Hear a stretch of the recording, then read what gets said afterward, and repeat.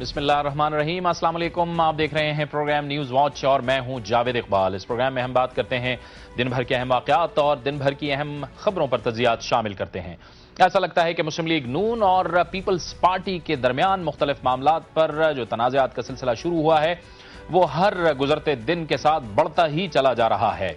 Opposition यानी मुस्लिम league नून का इल्जाम है कि हुकूमत गुड गवर्नेंस या हुकूमत को शफाफ तरीके से नहीं चला रही, अवामी मसाइल हल करने में नाकाम हो चुकी है, लिहाजा अब हुकूमत के खिलाफ तहरीक शुरू करना मुस्लिम लीग नून के लिए नागुज़ीर हो गया है। दूसरी तरफ हुकूमत ये कहती है, हुकूमती सरबरा वज़ीर आज़म जनाब यूसुफ रज़ा गिलानी कहते हैं कि हुकूमत के खिलाफ धरनों से कुछ नहीं होगा।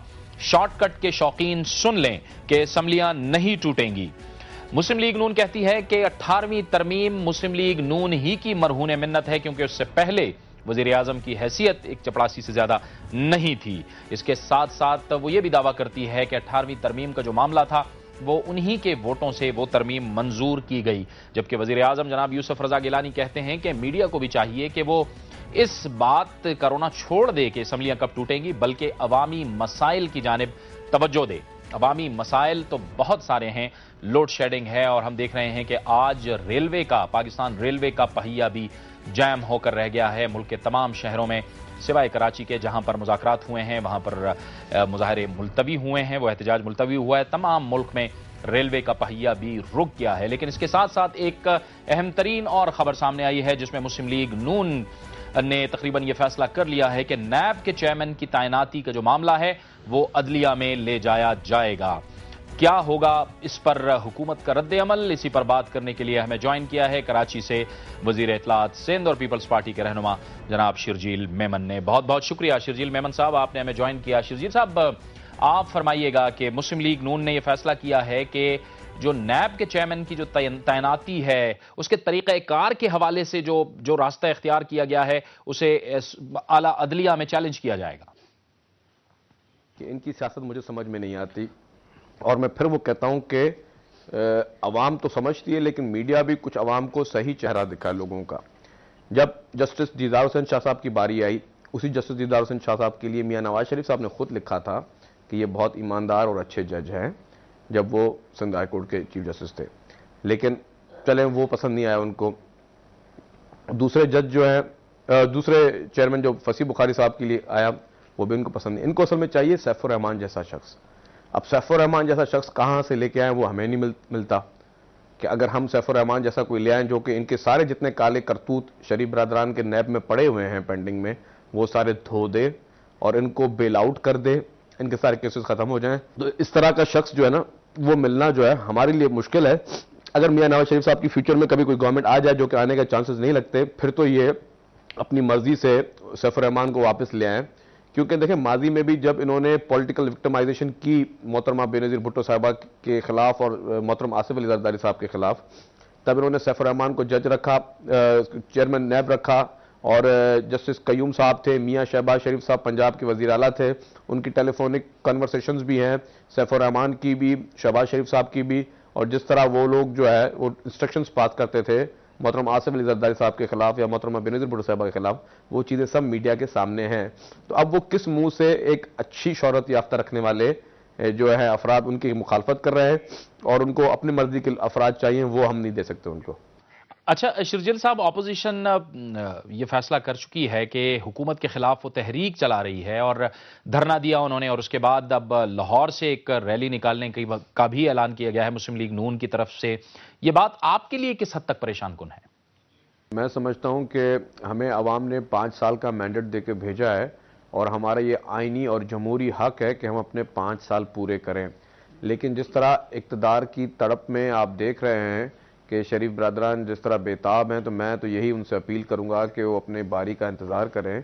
और जिस तरह की वो तहरीकों की धमकियां दे रहे हैं, शायद वो उनके जहन में कोई परवेज़ मुशर्रफ हैं कि जो एक अकेले शख्स थे उसके खिलाफ जो है वो गो मुशर्रफ गो की तहरीक चला के कोई उसके बाद भी कोई कामयाबी नहीं हुई थी। लेकिन मोहतरम आसिफ अली जरदारी साहब पाकिस्तान की सबसे बड़े में बड़ी पार्टी के को चेयरमैन हैं और पूरी आवाम और पीपल्स पार्टी के जितने वर्करान हैं वो अपनी लीडरशिप का तहफ़्फ़ुज़ बखूबी अच्छी तरह जानते हैं कि ان کے اوپر اگر کوئی بھی وار کیا گیا تو پیپلز پارٹی کے ورکران جو ہیں وہ سامنے آ جائیں گے، اور ہمارے ورکرز نے کوئی چوڑیاں نہیں پہنی ہوئی کہ جس طرح کی لینگویج استعمال کر رہے ہیں خصوصی طور پر شہباز شریف اور میاں نواز شریف صاحب۔ ہم نے یہ پہلے بھی ان کو کہا ہے کہ اپنی باری کا انتظار کریں، اور اتنی بےتابی اچھی نہیں ہے۔ ٹھیک ہے شرجیل صاحب، آپ کی جماعت نے اور مسلم لیگ قاف نے اتحاد کر رکھا ہے، اور یہ بھی فیصلہ کیا گیا ہے کہ آنے والے الیکشن میں بھی آپ یہ اتحاد برقرار رکھیں گے، لیکن ساہیوال میں ہم نے دیکھا ہے کہ آپ دونوں جماعتوں کا جو حمایت یافتہ امیدوار تھا وہ مسلم لیگ نون سے شکست کھا گیا۔ اس سے بھی آپ کسی حد تک تشویش میں مبتلا ہوئے ہیں، یا یہ آپ کے لیے باعث تشویش نہیں ہے؟ نہیں، بالکل نہیں۔ ایک چھوٹی سی الیکشن کو آپ کمپیئر نہیں کر سکتے پورے ملک کی صورتحال سے، اور جب الیکشن ہوں گے تو عوام کو پتہ چل جائے گا کس نے عوام کی خدمت کی اور کس نے سستی روٹی کے نام پہ اربوں روپے بنائے، کس نے ڈینگی اسپرے کے نام پر 1 ارب 63 کروڑ روپے جو ہے وہ بھی جعلی اسپرے، اور کیا ہوا۔ میں ان چیزوں پہ نہیں جانا چاہتا۔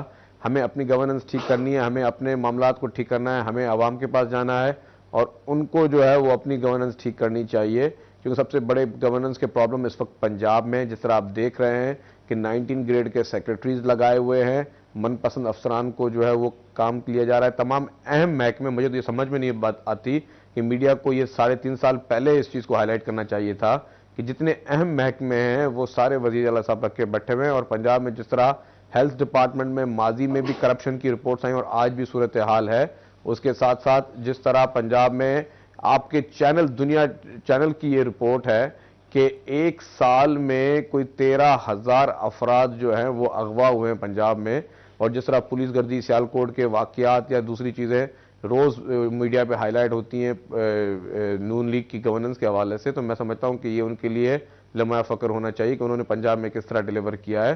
ہم نے عوام کے لیے جو کیا ہے وہ ہمیں پتہ ہے، کیونکہ اس ملک میں مطلب انفارچونیٹلی جب پیپلز پارٹی گورنمنٹ آئی تو بڑے بڑے چیلنجز کا سامنا ہوا۔ پہلے سب سے بڑا ہمیں جو چوٹ لگی وہ گلوبل ریسیشن کی لگی، جب پوری دنیا لوگوں کو بے روزگار کر رہی تھی، وہاں پہ پاکستان پیپلز پارٹی لوگوں کو اپنے ملک میں جو ہے روزگار دے رہی تھی پیپلز پارٹی کی گورنمنٹ۔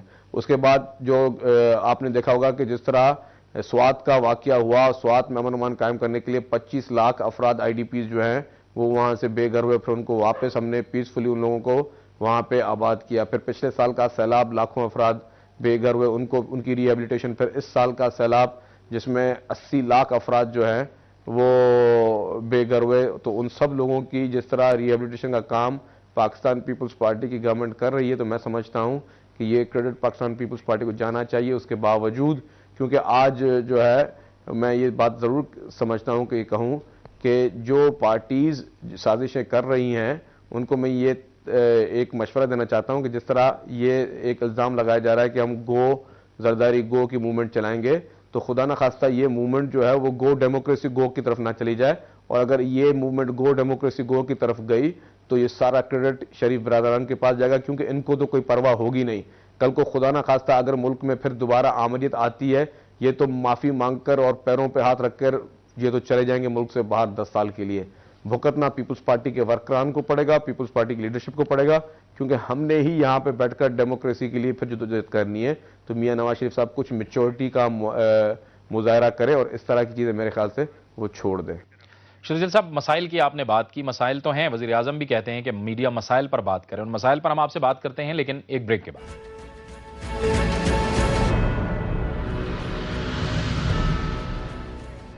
پروگرام نیوز واچ میں ناظرین ایک بار پھر آپ کو خوش آمدید کہتے ہیں۔ ہمارے ساتھ کراچی سے موجود ہیں وزیر اطلاعات سندھ شرجیل میمن۔ شرجیل صاحب، لوڈ شیڈنگ فی الحال تو ختم نہیں ہے، بلکہ خیبر پختونخوا کے علاقے میں تو اب بھی بڑی زبردست قسم کی لوڈ شیڈنگ ہو رہی ہے، لیکن ظاہر ہے کہ اگر کچھ عرصے بعد، کچھ دنوں بعد یہ لوڈ شیڈنگ کا سلسلہ دوبارہ شروع ہو جاتا ہے، عوام دوبارہ سڑکوں پر آئیں گے اور اسی صورتحال کا فائدہ مسلم لیگ نون اٹھا سکتی ہے۔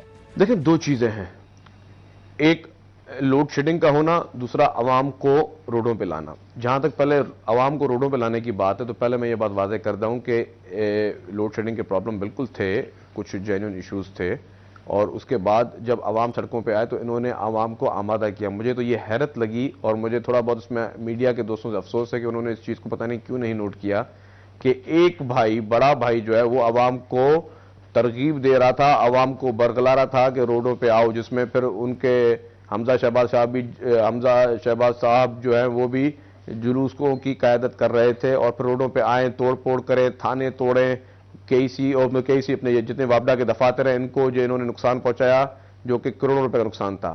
ایک بڑا بھائی عوام کو روڈوں پہ لا رہا تھا، چھوٹا بھائی انہی لوگوں کو عوام کو پولیس کے زور سے ڈنڈے پڑوا رہا تھا، پولیس کے زور سے ان کی پٹائی کروا رہا تھا۔ یہ سیاست مجھے آج تک سمجھ میں نہیں آئی اور یہ سمجھتے ہیں کہ ہم اس طرح کی سیاست کر کے عوام کی آنکھوں میں دھول جھونکیں گے۔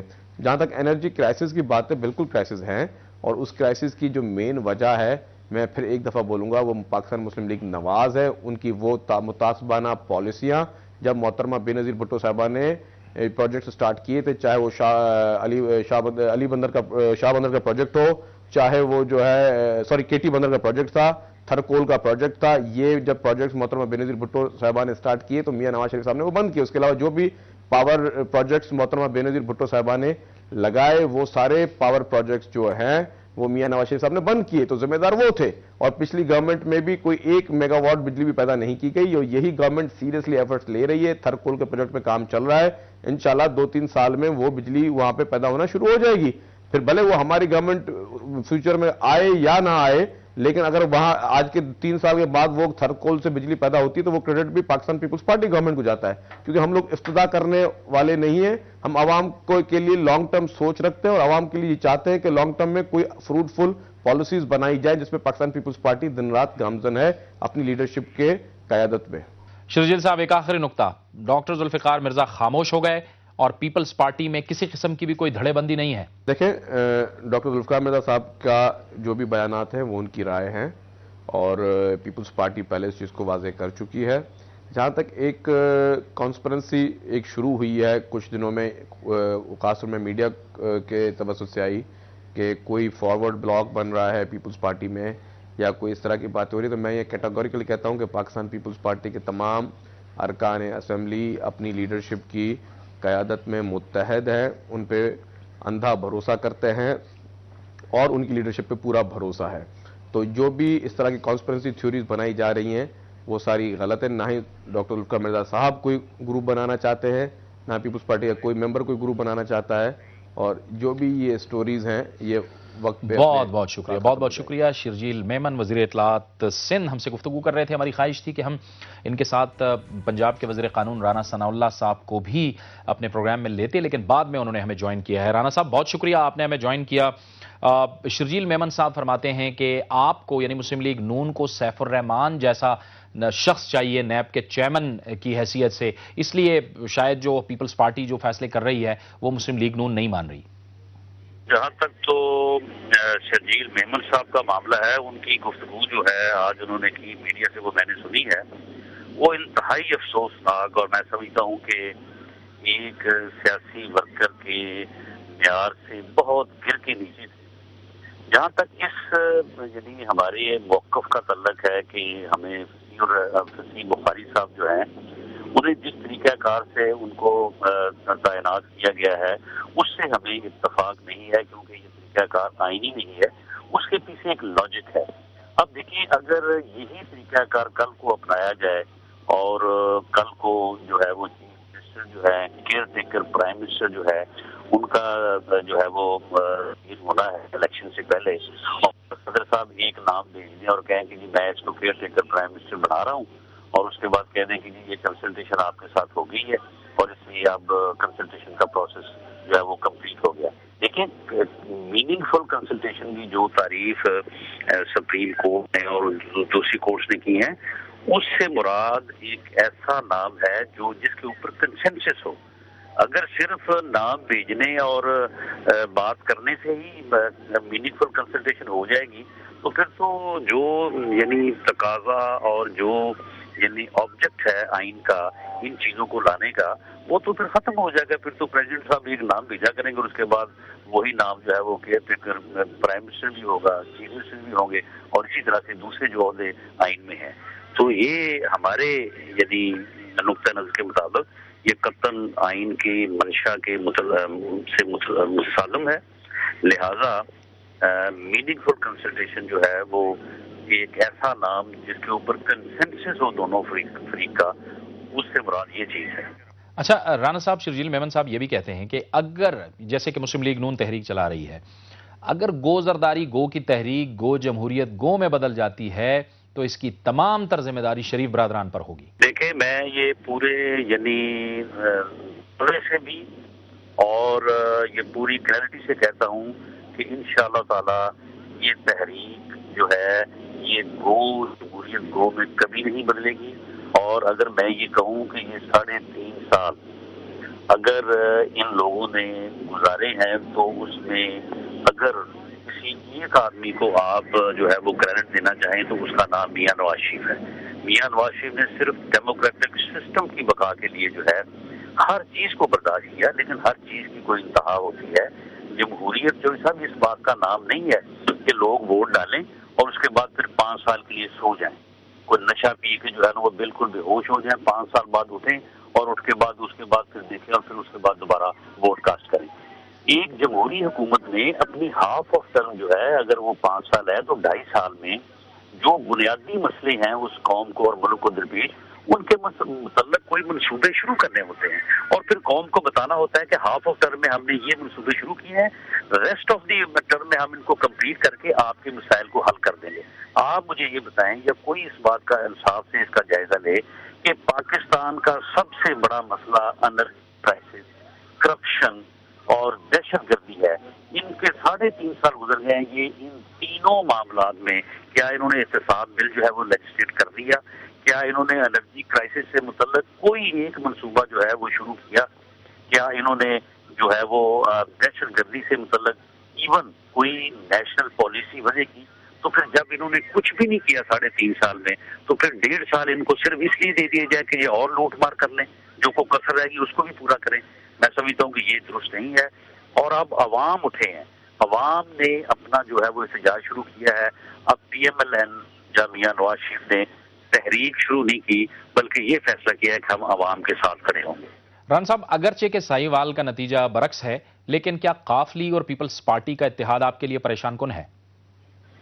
دیکھیں، اس سے اندازہ میں سمجھتا ہوں کہ ایک سیٹس کے الیکشن سے اوور آل اندازہ جو ہے وہ ایک یعنی جو ہے وہ اس پہ تو میں اس حد تک تو حق میں نہیں ہوں، لیکن میں یہ بات آپ سے کہہ دوں کہ کیوں لیگ جو ہے اس کا اور پیپلز پارٹی کا جو اتحاد ہے یہ مسلم لیگ نون کو بینیفٹ کرے گا. اس سے کلیئرٹی آئے گی اور پاکستان مسلم لیگ نون پنجاب میں ان کے اس اتحاد کی وجہ سے جو کہ کرپشن کی بنیاد کے اوپر ہے بہتر پرفارم کرے گی. یہ ایک سیٹ سے بھی یہ اندازہ ہو رہا ہے، ہوا ہے، اور انشاءاللہ تعالی آنے والے وقت میں بھی جو ہے یہ بڑا واضح طور پر یہ فرق جو ہے وہ نظر آئے گا. بہت بہت شکریہ، بہت بہت شکریہ رانا ثناء اللہ صاحب آپ کا. وزیر قانون پنجاب ہم سے گفتگو کر رہے تھے اور شرجیل میمن کے اٹھائے گئے سوالات کا جواب دے رہے تھے. بریک کا وقت ہو گیا، بریک لیتے ہیں اور بریک کے بعد پروگرام کا سلسلہ جاری رہتا ہے.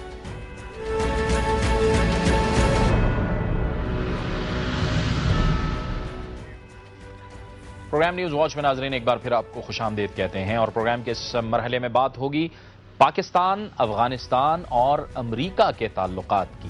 2014 یہ وہ سال ہے جس میں امریکی افواج نے افغانستان سے انخلا کا پروگرام بنا رکھا ہے. تاہم کچھ نہ کچھ افواج وہاں پر موجود رہیں گی لیکن امریکی افواج کی جو اکثریت ہوگی وہ افغانستان سے چلی جائے گی. لیکن اس ساری صورتحال کے اندر گزشتہ دنوں ہم نے دیکھا کہ امریکہ کا رویہ پاکستان کے حوالے سے بڑا سخت آیا.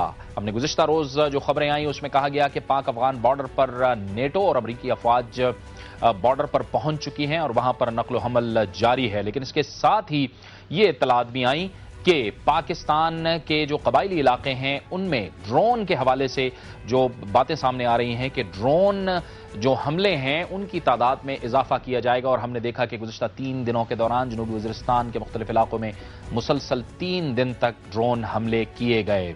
اس کے ساتھ ساتھ یہ خبر بھی آئی کہ امریکی وزیر خارجہ ہلری کلنٹن پاکستان پہنچنے والی ہیں. تاہم ابھی تک ان کے اس دورے کی تاریخوں کے حوالے سے تصدیق نہیں ہو سکی کیونکہ امریکہ سے یہ خبر بھی آئی کہ ابھی بہرحال اس کی حتمی طور پر تاریخ طے نہیں ہوئی. لیکن اس کے ساتھ یہ کہا گیا تھا کہ امریکی وزیر خارجہ ہلری کلنٹن پاکستان پہنچیں گی. آنے والے دنوں میں پاکستان اور امریکہ کے تعلقات کس نہج پر ہوں گے اور افغانستان کی کیا صورتحال ہوگی، ان تمام معاملات پر بات کرنے کے لیے آج ہم نے اپنے اسٹوڈیوز میں دعوت دی ہے افغان امور کے ماہر اور سینئر صحافی جناب سمیع یوسفزئی صاحب. وقت کو ہمارے ساتھ موجود ہوں گے. ان کا اپنا تعلق بھی وزیرستان سے ہے. جناب اجمل وزیر, پاکستان مسلم لیگ قاف سے ان کا تعلق. لاہور اسٹوڈیوز میں ہمیں جوائن کریں گے دنیا نیوز کے ورلڈ افیئرز کے ہیڈ جناب سمیع ابراہیم. سمیع ابراہیم صاحب, آپ کو بھی خوش آمدید کہتے ہیں. سمیع صاحب, یہ بتائیے کہ پہلے یہ بات تو ہو رہی تھی کہ ہلری کلنٹن پاکستان آ رہی ہیں, لیکن پھر اب امریکہ سے خبر آئی کہ فی الحال ان کے وزٹ کے حوالے سے کچھ نہیں کہا جا سکتا.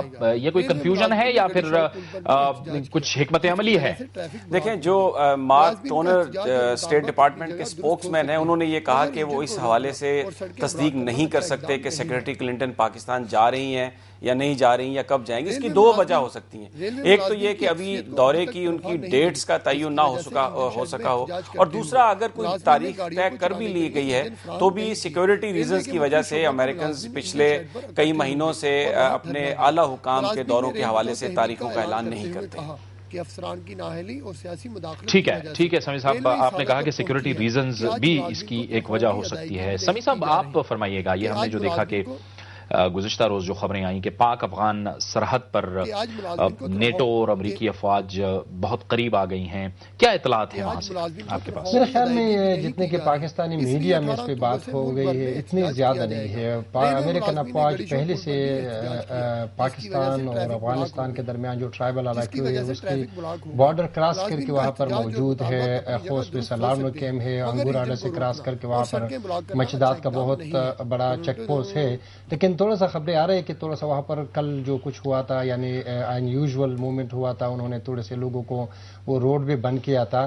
میرے خیال میں امریکن کا اس کا ایک ہدف ہے کہ وہ پاکستانی بارڈر کے نزدیک شاید جو کچھ علاقوں سے جو ٹروپس نکال کر وہ وہاں پر لگانا چاہتا ہے. اس سے یہ ہے کہ ایک تو پاکستان کو ایک میسج جائیں گے, لیکن عجیب بات یہ ہے کہ ہم جب ابھی پاکستان میں ڈپلومیٹ سے یا افغانستان میں امریکن ڈپلومیٹ سے اب وہ بجائے یہ کہ وہ کہہ دے کہ ہم پاکستانی بارڈر کے نزدیک جا رہے ہیں, ہم کہہ رہے ہیں کہ ہم حقانی نیٹ ورک کے نزدیک جا رہی ہے. تو ایسا لگتا ہے کہ انہوں نے ایسا نقشہ بنا دیا ہے کہ ایک اسپیسیفک علاقہ ہے جہاں پر نہ وہ سمجھتے ہیں کہ وہ جب بھی چاہے جس طرح ڈرون پر حملے کر سکتے ہیں, یعنی ایک قسم اپنے آپ کو ایک رائٹ دے رہے ہیں کہ ہم انٹروین بھی کر سکتے ہیں. لیکن میرے خیال نہیں کہ اتنی آسانی سے انٹروین کریں گے یا اپنے ٹروپس بارڈر کراس کریں گے. لیکن بہرحال ایک بڑی حساس بات ہے, اس لیے کہ اگر بارڈر پر یہ لوگ موجود ہو اور کبھی ایسا ہو جائے کہ یہاں سے کچھ لوگ جائے وہاں پر اٹیک کرے, وہ بھاگے پاکستان کی طرف, تو ہو سکتا ہے وہ ہارڈ پرسیوٹ میں یا ان کے پیچھے وہ پاکستانی بارڈر کو بھی کراس کرے. اس میں کچھ اور بھی ہو سکتا ہے. تو میرے خیال میں جتنے بارڈر پر ٹینشن بڑھیں گے اتنے اس سے کچھ اور لوگ بھی اپنے فائدے کے لیے کچھ کام کر سکتے ہیں, کیونکہ ایک ٹینشن کو مزید کسی بڑی کارروائی میں کنورٹ کر سکتے ہیں. ٹھیک ہے اجمل وزیر صاحب, اس ساری صورتحال میں ہم نے دیکھا ہے کہ ایک تو یہ بھی اطلاعات آئی ہیں کہ جناب ڈرون حملے جو ہیں وہ بڑھائے جائیں گے. ان ڈرون حملوں سے امریکہ تو یہ کہتا ہے کہ ہم نے القاعدہ کے بہت سے لوگ مارے, لیکن اس کے ساتھ ساتھ تو ظاہر ہے کولیٹرل ڈیمیج تو ہوا نا, معصوم لوگ بھی اس میں مرے. تو پھر اگر بغیر سوچے سمجھے اسی طرح کی پالیسی ہم جس کا گزشتہ 10 سال سے سلسلہ جاری ہے, اگر ہم یہی سلسلہ کرتے رہے تو اس کا کیا اثر ہو سکتا ہے وہاں پر؟ دیکھیں جی جاوید صاحب, آپ دیکھیں کہ 348 تقریباً ڈرون حملے ابھی تک ہوئے ہیں, جس میں 3315 لوگ جو ہے وہ اس کے نظر ہو چکے ہیں. اب اس میں یہ کہتے ہیں, ہمیشہ کہتے ہیں کہ جی اس میں ملیٹنٹ مارے گئے. یہ بہت بڑا مذاق ہے, کیونکہ دیکھیں آپ کس طرح کنفرم اس چیز کو کر رہے ہیں کہ جی وہاں پہ ملیٹنٹ مارے جا رہے ہیں. ہمیں پتہ ہے, ہمارے علاقہ ہے, وہاں کے ہم رہنے والے ہیں, ہمیں ڈے ٹو ڈے وہاں سے انفارمیشن بھی آتی ہے, پتہ بھی چلتا ہے, ہمارے لوگ آتے جاتے ہیں, ہم بھی جاتے رہتے ہیں. اس میں یہ والی بات جو ہے نا, یہ بالکل سراسر ایک وہ ہے کہ انہوں نے ایک جسٹیفیکیشن پیدا کرنے کی کوشش کی ہے کہ وہاں پہ لوگ مارے جا رہے ہیں. دیکھیں ہمارے لوگ وہاں پہ اپاج ہو گئے ہیں. ہمارے لوگوں کو, میں نے اس پہ آپ ہی کے پروگرام میں ہم نے بات کی تھی, یہاں پہ ایک میں نے یہ بھی کہا تھا کہ یہ کیمیکل بھی یوز کرتے ہیں کہ وہاں پہ جو بندہ اس میں زخمی ہو جاتا ہے وہ یا ارد گرد کے اس میں عجیب قسم کی بیماریاں ہو رہے ہیں, اور وہ مختلف اسپتالوں میں جب ایڈمٹ ہو جاتے ہیں ان کا علاج نہیں ہو رہا. اور دوسری طرف جاوید صاحب آپ یہ دیکھیں کہ نہ تو وہ پاکستان کی پارلیمنٹ کی قراردادوں کی, نہ ہمارے جو APCU ہے اس کی, نہ عوامی جذبات کی, نہ ہماری خود مختاری کی. امریکہ کوئی کسی چیز کی جو یہ جو سب کچھ ہے اس کو کوئی ان پہ اثر ہی نہیں ہو رہا, بلکہ آئے روز اس میں مزید بڑھا آ رہے ہیں. اور دوسری طرف آپ دیکھیں کہ جہاں تک قبائلوں اور اسپیشلی وزیرستان کی میں بات کروں گا, وہاں پہ دیکھیں ہمارے کاروبار ختم ہو گئے, ہمارے مارکیٹیں تباہ ہو گئے, ہمارے جو آنے جانے کے جو پرابلم ہے وہ اپنی جگہ پہ. اور دوسرا جو جاوید صاحب اس میں یہ کہا جا رہا ہے کہ جس کا فائدہ ہو رہا ہے, ہم یہ پوچھنا چاہتے ہیں امریکن سے, اور پھر ان so called N G Os کی میں بات کروں گا کہ یہ جو امریکہ کے اشارے پہ معمولی بات کو کدھر سے کدھر پہنچا دیتے ہیں. آج ڈرون حملے ہو رہے ہیں, اتنے حملے ہو چکے ہیں, 3,315 لوگ اس کے نظر ہو چکے, اس پہ کوئی بات کرنے کے لیے بھی تیار نہیں ہے. اور دیکھیں, اور سب سے بڑی بات یہ ہے کہ جو ہمارے یہاں کے سیاسی جماعتیں ہیں, جو اس دن اے پی سی ہوا تھا, آپ ہی کے پروگرام میں وزیراعظم ہاؤس کے سامنے میں نے یہ کہا تھا کہ آج پتہ چلے گا کہ کیا ڈرون حملوں کے حوالے سے کیا سٹانس سامنے آ جاتے ہیں. ڈرون حملوں کی تو وہاں بات ہی نہیں ہوئی تھی. دیکھیں وہی بات ہے جاوید صاحب, جب ہمارے سیاسی قیدین وہاں سے نکل رہے تھے, آپ بھی دیکھ رہے تھے, ہم بھی دیکھ رہے تھے, کوئی اس پہ بات نہیں کر. ایون عمران خان کو آپ دیکھیں کہ وہ جو یہاں پہ دھرنے دیے جا رہے تھے وہ ایک دم بند ہو گئے, حالانکہ ان کے دھرنوں میں ہم بھی شامل تھے. ہم نے پارٹی اور ہر چیز کو اپنے ایک سائڈ پہ رکھ کر, کیونکہ ہم چاہ رہے تھے کہ اس پہ, وہ بھی اب چپ ہو گئے. اب بات یہ جاوید صاحب کہ اس پوزیشن میں ہم نے تو ابھی سوچا ہوا ہے, بلکہ میں تو آج بھی یہ وہ کر رہا تھا, کچھ چند دوستوں سے مشورہ کر رہا تھا کہ ہم ابھی جا کر, یہاں پہ تو انصاف مل نہیں رہا, کس کے پاس جائے, امریکہ کے عدالتوں میں جا کر ان کے خلاف وہیں پہ کچھ وہ کر لے. دوست کون تھے؟ پارٹی کے دوست تھے؟ پارٹی تو آپ کی حکومت میں شامل ہے. نہیں, میں پارٹی کی دوستوں کی بات نہیں کر رہا ہوں, میں ان دوستوں کی بات کر رہا ہوں جو اس مسئلے سے ہمارے علاقے سے جن کا تعلق ہے, اور جو جس میں آپ بھی شامل ہو سکتے ہیں, اور بھی دوست, سمی بھی ہو سکتا ہے. ایسے دوستوں سے ہم مشورہ کر رہے تھے کہ اب اس کا کیا کرنا چاہیے. وہاں پہ جا کر امریکن ہی کے عدالتوں میں ان کو ہم چیلنج کریں گے, اس کے علاوہ تو راستہ نہیں. ٹھیک ہے, آپ یہ ارادہ رکھتے ہیں کہ وہاں پہ جا کے انہی کے عدالتوں میں چیلنج کریں. اس پر گفتگو کا سلسلہ آپ جاری رکھتے ہیں. بریک کا وقت ہو گیا, بریک لیتے ہیں اور بریک کے بعد پروگرام کا سلسلہ جاری رکھتے ہیں.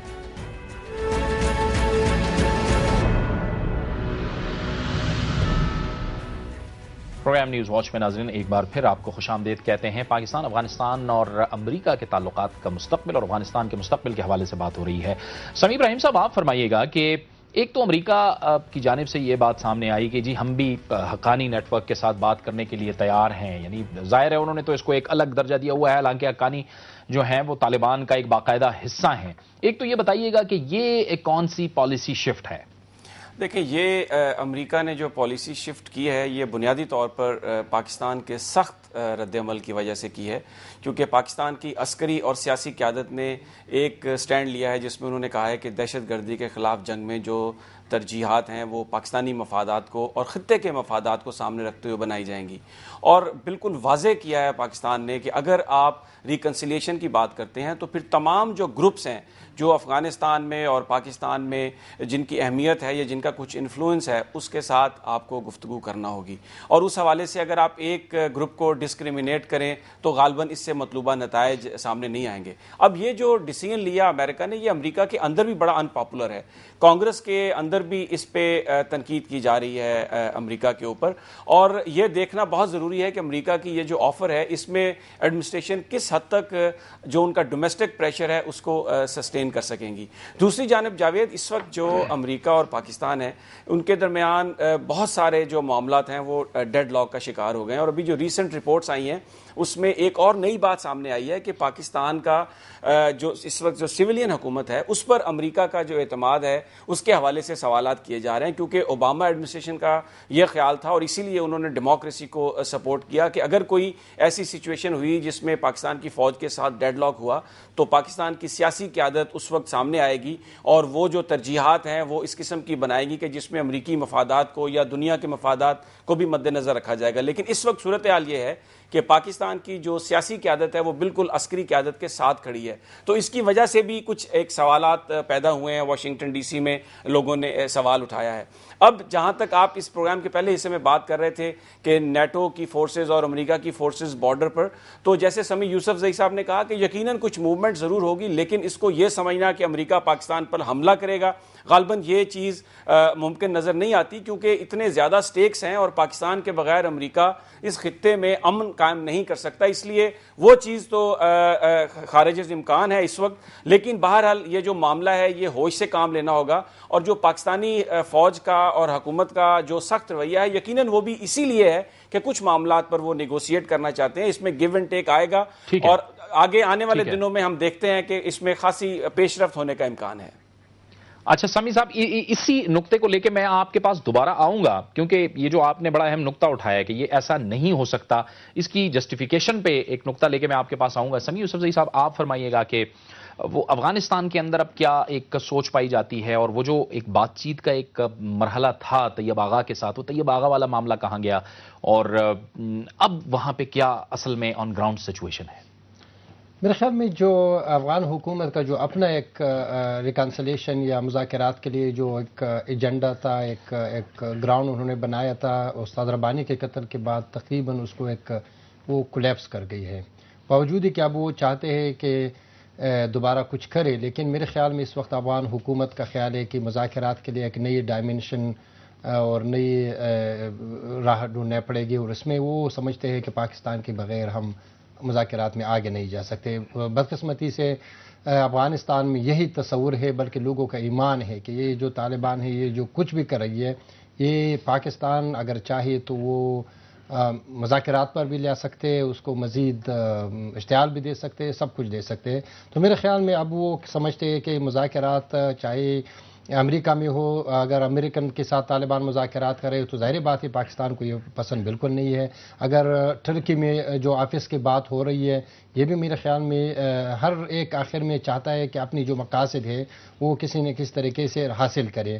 میرے خیال میں بالآخر بات وہی ہوں گی کہ پاکستان، افغانستان اور طالبان یہ سب مل کر افغانستان کے مستقبل کے لیے کچھ کر سکتے ہیں. جو پاکستان کے جو کنسرن ہے، جو افغانستان کے متعلق جو 10 سال سے ان کے وہاں پر ایک ایسا انوائرمنٹ بن چکا ہے جو بالکل پاکستان ایک لوزر تھا افغانستان میں. اب بدقسمتی سے پاکستان کے کچھ اور دوست نہیں افغانستان میں سوائے ان لوگوں سے جس کا ساری دنیا کے ساتھ نہیں لگتا. تو میرے خیال میں اب حقانی نیٹ ورک یا طالبان وغیرہ مستقبل میں اگر وہ چاہے تو کچھ پریشر کے ذریعے، کچھ دوسری طریقوں سے وہ مذاکرات پہ ٹیبل پر آ سکتے، اور میرے خیال میں اگر وہ صحیح طریقے سے آ جائے تو وہ کافی کچھ کما سکتے ہیں. لیکن بدقسمتی سے اس وقت طالبان صرف ملٹری ونگ ہے، اس کے اندر کوئی پولیٹیکل ونگ نہیں ہے جو اس طرح چیزوں کو انالائز کرے، اس پر سوچے اور اس پر بات کرے.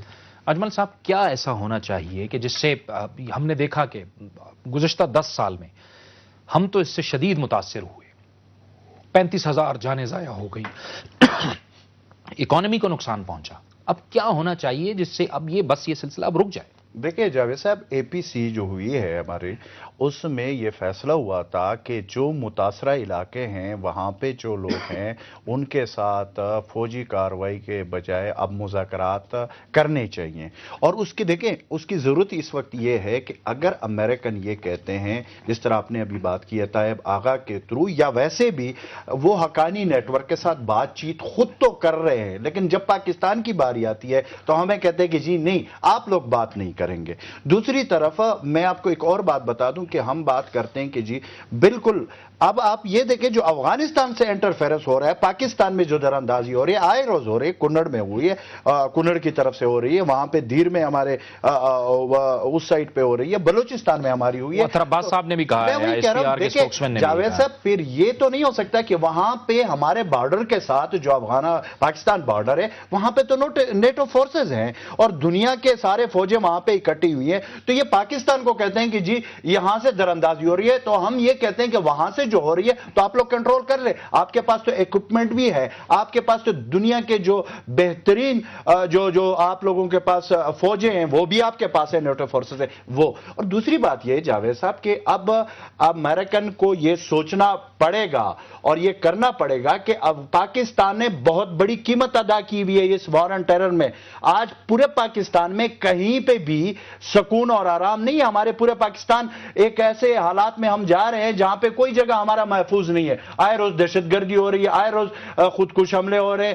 اور اب اس میں جا کر ہمارے اپنے قبائلی علاقوں کا میں آپ کو بتا دوں کہ ہمارا ایک جرگا سسٹم ہوا کرتا تھا جس میں خود احتسابی کا ایک عمل ہوتا تھا، عوام کے خود آپس میں خود احتسابی ہوتی تھی، وہ ختم ہو چکا ہے اسی امریکہ کے وار آف ٹیرر کی وجہ سے. دوسری بات یہ ہے کہ اب اگر وہاں کے پشتون اور یہاں کے پشتون ان کا ایک آپس میں ایک رابطے تو ہیں، اس میں تو کوئی شک نہیں ہے، لیکن اس کو یہ تاثر دینا کہ جی یہ پاکستان کی طرف سے ہی ہو رہا ہے، ایک تو پاکستان کو، افغانستان کو بھی اور امریکہ دونوں کو یہ ماننا پڑے گا کہ پاکستان کے بغیر اگر یہ ممکن نہیں ہے تو پھر پاکستان کو اعتماد میں لے کر جو پاکستان میں ہو رہا ہے ان کو ساتھ رکھ کر پھر آپ کو فیصلے کرنے پڑیں گے۔ ون سائیڈڈ اگر آپ حقانی گروپ سے بھی بات کریں گے، کسی سے بھی بات کریں گے تو اس کے ذمہ دار وہ خود ہوں گے۔ ون سائیڈڈ معاملات نہیں ہونے چاہیے۔ سمیع صاحب، یہ ہم نے نقطہ اٹھایا تھا کہ آپ جیسے کہہ رہے تھے کہ یہ جو امریکی اور نیٹو فوج پاک افغان سرحد کے قریب آئی ہیں، ہم نے دیکھا کہ ویتنام کا معاملہ ہوا، اس کے بعد یہ اب صورتحال ہم نے دیکھی عراق میں جو امریکہ کے ساتھ ہوا، پھر اس وقت افغانستان میں ہو رہا ہے۔ ہم یہی سوچتے تھے کہ شاید امریکہ پھر یہ غلطی نہ دہرائے، کسی ملک میں نہ جائے، وہ لیبیا میں بھی چلا گیا، وہاں پر بھی حملہ کر دیا۔ تو کیا یہ جسٹیفیکیشن نہیں بنتی کہ آنے والے دنوں میں کوئی ایسا اقدام امریکہ اٹھا لے اور دوبارہ سے یہ غلطیوں پہ غلطیاں امریکہ کیوں کرتا چلا جا رہا ہے؟ دیکھیں، جب میں یہ کہتا ہوں کہ امریکہ کا پاکستان پر حملے کا جو امکان ہے وہ نہیں ہے، تو اس کی یہ وجہ نہیں ہے کہ امریکہ کو پاکستان سے کوئی محبت کرتا ہے۔ اس کی وجہ یہ ہے کہ امریکہ آج جن مسائل میں الجھا ہوا ہے اس میں اتنی سخت ہی نہیں ہے کہ وہ پاکستان پر حملہ اس طرح سے کر سکے۔ ہاں، چھوٹی جو بارڈر اسکرمشز ہیں وہ ہو سکتی ہیں، ڈرونز اٹیک ہو سکتے ہیں، کوئی ایک آدھ فوجی آپریشن بھی کر سکتا ہے امریکہ، جیسے ایبٹ آباد میں ہوا، لیکن ایک فل سکیل اٹیک وزیرستان میں یا پاکستان پر ممکن نہیں ہے، اس لیے کہ اس کے لیے سب سے پہلے تو کانگریس سے کوئی بھی جو ایڈمنسٹریشن ہے اس کو ڈکلیریشن آف وار لینا پڑے گا۔ امریکہ آلریڈی اپنے اکنامک مسائل میں اس طرح سے گھرا ہوا ہے کہ اپنا ڈیفنس بجٹ میں وہ $450 بلین کم کر رہے ہیں۔ ان امپلائمنٹ اتنی زیادہ ہے، وہاں کے جو سیاسی صورتحال ہے، امریکی قوم جنگ سے تنگ آ چکی ہے، تو ان حالات میں یہ ممکن نظر نہیں آتا کہ امریکہ پاکستان پر حملہ کرنے کا خطرہ مول لے گا۔ اور پھر ان حالات میں جبکہ خود امریکہ یہ کہتا ہے کہ افغانستان کے اندر کامیابی کی جو سڑک ہے وہ پاکستان سے ہو کر جاتی ہے، تو پاکستان کے ساتھ مل کر ہی یہاں پر امن قائم ہو سکتا ہے۔ پاکستان سے لڑ کر اگر کوئی یہاں پر امن قائم کرنے کا خواب دیکھتا ہے تو وہ احمقوں کی جنت میں ہی رہتا ہے۔ جاوید، بہت بہت شکریہ، بہت بہت شکریہ سمیع ابراہیم صاحب آپ کا۔ سمیع ابراہیم کا کہنا تھا کہ پاکستان سے لڑ کر نہیں بلکہ پاکستان سے بات چیت کر کے ہی امن کا راستہ قائم ہو سکتا ہے۔ سمیع ابراہیم صاحب آپ کا بھی بہت بہت شکریہ۔ اجمل وزیر صاحب آپ تشریف لائے، آپ کا بھی بہت شکریہ۔ سمیع یوسفزئی صاحب آپ کا بھی بہت بہت شکریہ۔ یہ تھا ہمارا آج کا پروگرام۔ اگر آپ کوئی رائے یا فیڈ بیک دینا چاہتے ہیں تو ہمیں لکھیے، ہمارا ای میل ایڈریس ہے nw@duniatv.tv۔ پروگرام نیوز واچ سے جاوید اقبال کو اجازت دیجیے، اللہ حافظ۔